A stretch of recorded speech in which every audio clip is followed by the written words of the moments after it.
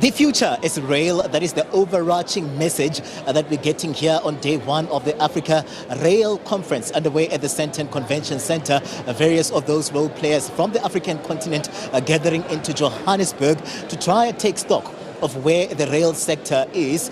Various of those players, including state-owned entities here.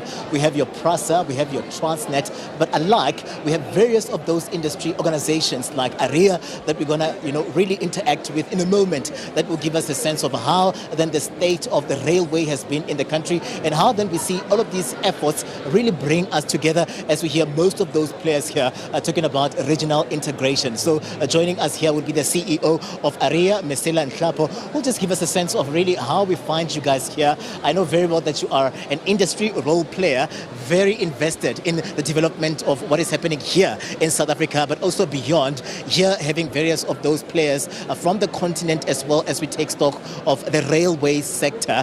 Just give us a sense of really how we find you guys here and what would be the day to come where this sector is concerned for you as AREA. As a body that represents South African railway sector, this is a stage for us to demonstrate to the world our capabilities to manufacture.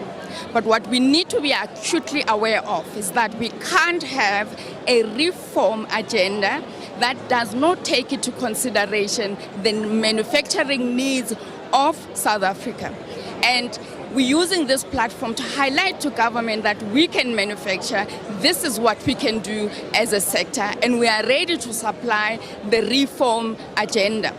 However, we can't have a reform where jobs are sacrificed. We can't have a reform that does not prioritize South African manufacturing. We can't have a reform that is influenced by consultants that are not concerned about the well-being of the railway sector itself. We can't have a boys' club that dictates policy. We appeal to government to take control of the reform agenda and make sure that the government's voice finds its way through the policies.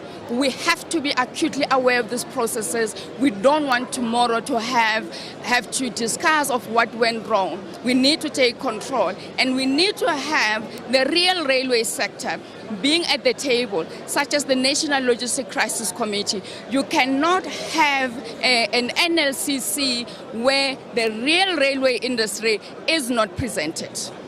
We hear the minister talking about this master plan, that they are looking at revising this master plan and aligning it with where we find ourselves. We know that the sector has been battered over time in terms of infrastructure, the lack of maintenance, but also there are ambitions of moving these tons from the roads back into the railway. And we are seeing her saying that this would come through from this master plan. Are you privy to some of these efforts? And do we see all of these joint minds coming through to help at least transform the sector? Master plan that has been created, and I think it will be interesting to know what has been defined as the master plan, and it should not leave the South African rail manufacturing sector behind. It should not exclude the Transnet, which has always been the DNA of what the railway sector is, because most of our members actually rely on Transnet working. So you can't have a rail master plan without the industry. You can't have a rail master plan that prioritizes efficiency over the people. So if we fail to do that, the high unemployment is about to get worse. So we need to have a government that is responsive to what people need, not a government that is responsive to efficiency and efficiency alone. We know from the UK, Australia, or anywhere else there's been rail reform, the manufacturing sector has always suffered.